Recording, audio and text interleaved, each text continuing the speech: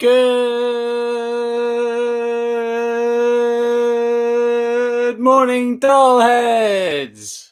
I decided to do a really long one then because I'm never quite sure when I'm live. So I don't know if you've noticed some of these videos. I'm just sitting there going. So maybe I'll start doing that every morning. Anyway, are you having a lovely morning? Are the birds really loud where you're living? There seems to be loads more birds this spring. Or maybe this is something to do with the lockdown, or maybe I'm just going bonkers. I don't know. And talking of animals going bonkers. Last time we saw George, he was running around the farm with his dad, turning all the animals massive with his magic medicine.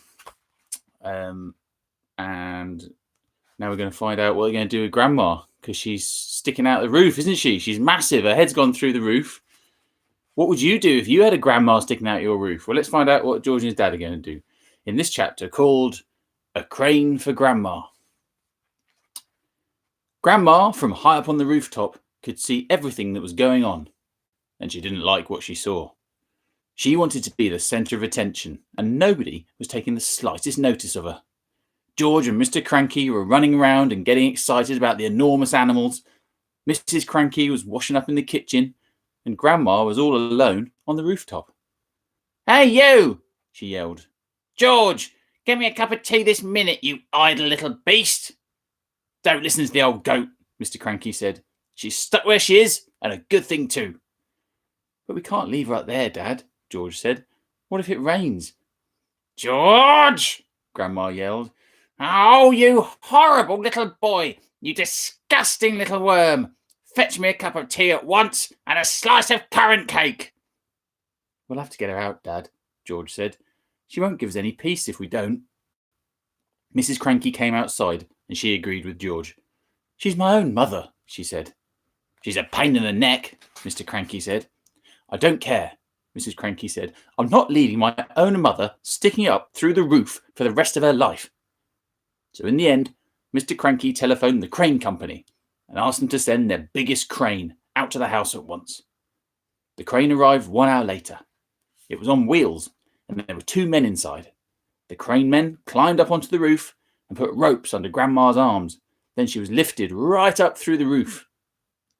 In a way, the medicine had done Grandma good. It hadn't made her any less grumpy or bad-tempered, but it seemed to have cured all her aches and pains, and she was suddenly as frisky as a ferret. As soon as the crane had lowered her to the ground, she ran over to George's huge pony, Jack Frost, and jumped onto his back. This ancient old hag, who was now as tall as a house, then gallops about the farm on the gigantic pony, jumping over trees and sheds and shouting, "Out of my way! Clear the decks! Stand back, you miserable midgets, or I'll trample you to death!" and other silly things like that. But because Grandma was now too tall to get back into the house, she had to sleep that night in the hay barn with the mice and the rats. Mr Kranky's great idea. The next day, George's father came down to breakfast in a state of greater excitement than ever. "I've been awake all night thinking about it," he cried. "About what, Dad?" George asked him. "About your marvellous medicine, of course. We can't stop now, my boy. We must start making more of it at once. More and more and more." The giant saucepan had been completely emptied the day before because there had been so many sheep and pigs and cows and bullocks to be dosed. "But why do we need more, Dad?" George asked. "We've done all our own animals, and we've made Grandma feel as frisky as a ferret, even though she does have to sleep in the barn."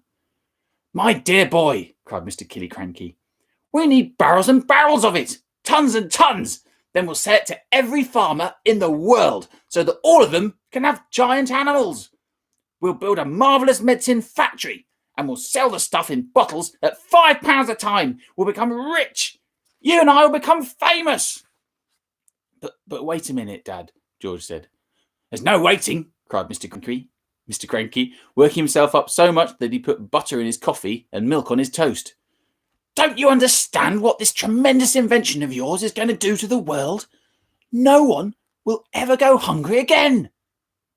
"Why won't they?" asked George. "Because one giant cow will give 50 buckets of milk a day," cried Mr Kranky, waving his arms.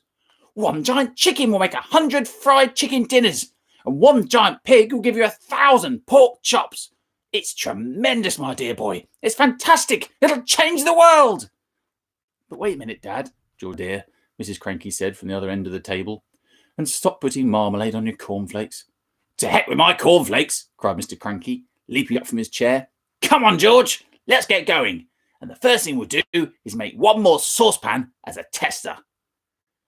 But, Dad, said little George, the trouble is, there won't be any trouble, my boy, cried Mr. Kranky. How can there possibly be any trouble?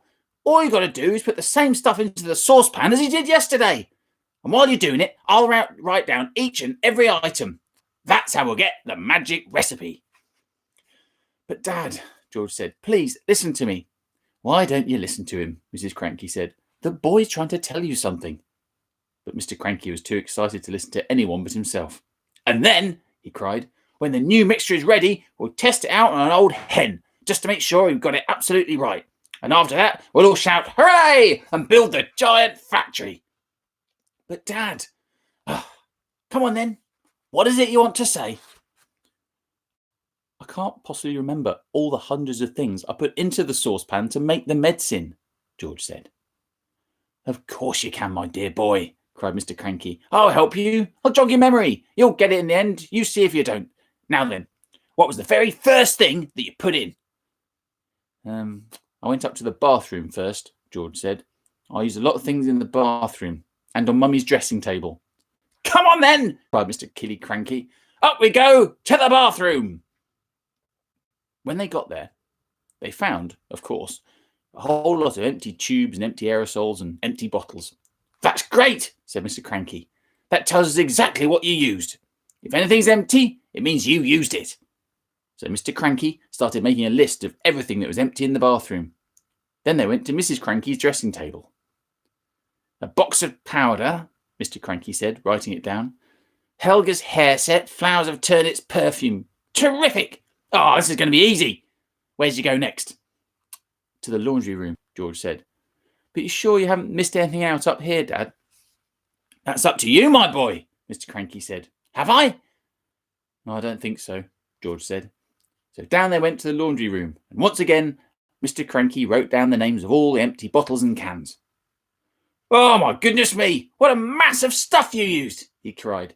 No wonder it did magic things. Is that the lot? No, Dad, it's not, George said. And he led his father out to the shed, where the animal medicines were kept, and showed him the 5 big empty bottles up on the shelf. Mr. Kranky wrote down all their names. Anything else? Mr. Kranky asked. George scratched his head and thought, but he couldn't remember having put anything else in. Mr. Kranky leapt into his car and drove down to the village and bought new bottles and tubes and cans of everything on the list. And then he went to the vet and got a fresh supply of all the animal medicines George had used. Now, show me how you did it, George, he said. Come along, show me exactly how you mix them all together. Marvellous Medicine number 2. They were in the kitchen now, and the big saucepan was on the stove. All the things Mr. Kranky had bought were lined up near the sink. Come along, my boy, cried Mr. Kranky. Which one did you put in first? This one, George said. Golden Gloss hair shampoo. He emptied the bottle into the pan. Now the toothpaste, George went on, and the shaving foam and the face cream, and the nail varnish. Keep at it, my boy, cried Mr. Kranky, dancing around the kitchen. Keep putting them in. Don't stop. Don't pause. Don't hesitate. It's a pleasure, my dear fellow, to watch you work. One by one, George poured and squeezed the things into the saucepan. With everything so close at hand, the whole job didn't take him more than 10 minutes. But when it was all done, the saucepan didn't somehow seem to be quite as full as it had been the first time. Now what did you do? Cried Mr. Kranky. Did you stir it? I boiled it, George said, but not for long, and I stirred it as well. So Mr. Kranky lit the gas under the saucepan, and George stirred the mixture with the same long wooden spoon he'd used before. It's not brown enough, George said. Wait a minute, I know what I've forgotten. What? Cried Mr. Kranky. Tell me, quick, because if we've forgotten even one tiny thing, it won't work, at least not in the same way. A quart of gloss brown paint. George said. "That's what I've forgotten."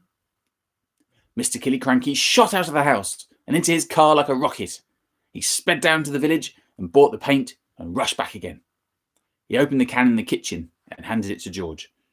George poured the paint into the saucepan. "Ah, that's better," George said. "That's more like the right colour." "It's boiling!" cried Mr. Kranky. "It's boiling and bubbling, George. Is it ready?" "It's ready," George said. "At least I hope it is." "Right!" shouted Mr. Kranky, hopping about. "Let's test it. Let's give some to a chicken." "My heavens alive, why don't you calm down a bit?" Mrs. Kranky said, coming into the kitchen. "Calm down?" cried Mr. Kranky. "You expect me to calm down? And here we are mixing up the greatest medicine ever discovered in the history of the world. Come along, George. Dip a cupful out into the saucepan and get a spoon, and we'll give it to a chicken just to make absolutely certain we've got the correct mixture." Outside in the yard, there were several chickens that hadn't had any of George's marvellous medicine number 1. They were pecking about in the dirt, that silly way that chickens do. George crouched down, holding out a spoonful of marvellous medicine number 2. "Come on, chicken," he said. "Good chicken. Chick, chick, chick." A white chicken with black specks on its feathers looked up at George. He walked over to the spoon and went peck. The effect that medicine number 2 had on this chicken was not quite the same as the effect produced by medicine number 1, but it was very interesting. "Whoosh!" shrieked the chicken, and it shot 6 feet up into the air and came back down again. Then sparks came flying out of its beak, bright yellow sparks of fire, as though someone was sharpening a knife on a grindstone inside its tummy. Then its legs began to grow longer. Its body stayed the same size, but the 2 thin yellow legs got longer and longer and longer, and longer still. "What's happening to it?" cried Mr. Kranky. "Something's gone wrong," George said. The legs went on growing, and the more they grew, the higher up into the air went the chicken's body. When the legs were about 15 feet long, they stopped growing. The chicken looked perfectly absurd with its long, long legs and its ordinary little body perched high up on top. It was like a chicken on stilts. "Oh, my sainted aunt!" cried Mr. Kranky. "We've got it wrong. This chicken's no good to anybody. It's all legs." "No one wants chicken's legs." "We must have left something out," George said. "I know you've left something out," cried Mr. Kranky. "Think, boy, think. What was it you left out?" "I've got it," George said. "Quick, what was it?" "Flea powder for dogs," George said. "You mean you put flea powder in the first one?" "Yeah, Dad, I did. A whole carton of it." "Then that's the answer." "Wait a minute," said George. "Did we have brown shoe polish on our list?" "We did not," said Mr. Kranky. "Oh, I used that too," said George. "Well, no wonder it went wrong," said Mr. Kranky. He was already running to his car, and soon he was heading down to the village to buy more flea powder and more shoe polish. Marvellous medicine number 3. "Here it is," cried Mr. Kranky, rushing into the kitchen. "1 carton of flea powder for dogs and 1 tin of brown shoe polish." George poured the flea powder into the giant saucepan. Then he scooped the shoe polish out of its tin and added that as well. "Stir it up, George," shouted Mr. Kranky. "Give it another boil. We got it this time. I'll bet we've got it." After Marvellous Medicine number 3 had been boiled and stirred, George took a cupful out into the yard to try it on another chicken. Mr. Kranky ran after him, flapping his arms and hopping with excitement. "Come and watch this one," he called out to Mrs. Kranky. "Come and watch us turn an ordinary chicken into a lovely great big one that lays eggs as large as footballs." "I hope you do better than last time," said Mrs. Kranky, following them out. "Come on, chicken," said George, holding out a spoonful of medicine number 3. "Good chicken. Chick, chick, chick, chick, chick. Have some of this lovely medicine." A magnificent black cockerel with a scarlet comb came stepping over. The cockerel looked at the spoon, and it went peck. "Cock-a-doodle-doo!" squawked the cockerel, shooting up into the air and coming back down again. "Watch him now," cried Mr. Kranky. "Watch him grow. Any moment he's going to start getting bigger and bigger." Mr. Kranky, Mrs. Kranky, and little George stood in the yard. staring at the black cockerel. The cockerel stood quite still. Looked as though it had a headache. "What's happening to its neck?" Mrs Kranky said. "It's getting longer," George said. "I'll say it's getting longer," Mrs Kranky said. Mr Kranky, for once, said nothing. "Last time it was the legs," Mrs Kranky said. "Now it's the neck. Who wants a chicken with a long neck? You can't eat a chicken's neck." It was an extraordinary sight. The cockerel's body hadn't grown at all, but the neck was now about 6 feet long. "All right, George," Mr Kranky said. "What else have you forgotten?" "I don't know," George said. "Oh, yes, you do," Mr Kranky said. "Come along, boy, think. There's probably just one vital thing missing, and you've got to remember it." "I did put in some engine oil from the garage," George said. "Did you have that on your list?" "Eureka!" cried Mr Kranky. "That's the answer. How much did you put in?" Half a pint," George said. Mr Kranky ran to the garage and found another half pint of oil. "And some antifreeze," George called after him. "I sloshed in a bit of antifreeze." Well, I'm going to leave it there because tomorrow is going to be the last bit. The next chapter is called Marvellous Medicine number 4, and the one after that, Goodbye Grandma. Yeah. So it gives you a little clue as to what might be going to happen. I feel a bit sorry for these animals. It's they'd probably get shut down by health and safety, this farm. They definitely would. Right. Well, so tomorrow's going to be the last one, and then I'm going to start another book. So if you go on my Twitter, I've got a little poll going on as to which book you'd like me to read next. So why don't you go on there, give us your vote, and then I'll be starting the next book in a couple of days' time. But join me tomorrow for the very final part of George's Marvellous Medicine. I'm going to be sad to say goodbye to it, but there's another great one coming up, I'm sure. See you tomorrow.